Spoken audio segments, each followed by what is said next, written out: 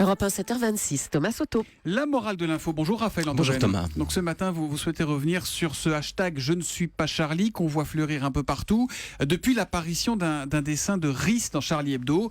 Dessin où l'on voit donc le cadavre du petit Aylan devant l'affiche d'un McDo qui annonce 2 menus enfants pour le prix d'un, le tout sous la légende si près du but. Oui Thomas, on laisse de côté le dessin dont on peut comprendre qu'il choque des gens qui n'ont pas envie de rire avec cette histoire, c'est bien naturel.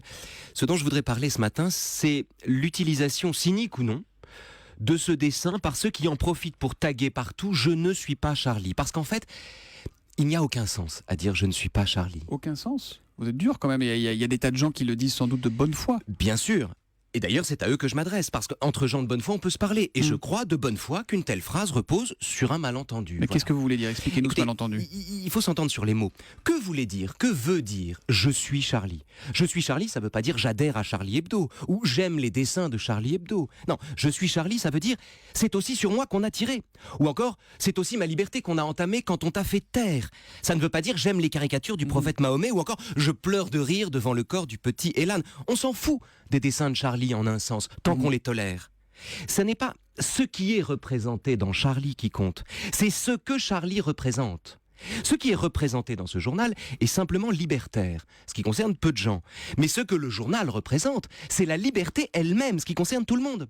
Voyez Thomas, ceux qui suspendent le fait d'être Charlie au contenu de ce journal n'ont, à mon avis, rien compris au sens de cette phrase, de ce syntagme viral. Croire que « je suis Charlie » signifie « j'adore les dessins de Charlie », ça a permis à tout un tas de gens d'affirmer courageusement à leurs yeux qu'ils n'étaient pas Charlie et de vivre ça comme une liberté, comme une insoumission, alors que c'est exactement le contraire. Je ne suis pas Charlie, ça veut dire je ne suis pas concerné par cette amputation de ma liberté. C'est une servitude volontaire déguisée en révolte. Et alors quelle est la morale de l'info, Raphaël ? Écoutez, la morale de l'info, c'est que, à mon avis, encore une fois, dire « je ne suis pas Charlie », c'est combattre pour son propre esclavage, comme s'il s'agissait de sa liberté. Combattre pour son propre esclavage comme s'il s'agissait de sa liberté. La morale de l'info de Raphaël Antoven ce matin. On vous retrouve demain matin à 7h25. Avec plaisir. Tiens, j'ai une interro surprise pour vous. Ah, tiens. Qui a dit le métier c'est pas si important, le plus important c'est de ne pas se faire manger par un lion ? Vous connaissez Je ce sais pas, philosophe ou non, le dentiste qui est revenu aux affaires là, Non, après non. avoir tué le lion C'est Cécile. mon fils hier soir, il me parlait de vous. Voilà, la morale de l'info. Voilà. Vous m'avez Qui collé. revient demain à 7h25 sur Europe 1. À demain, Raphaël.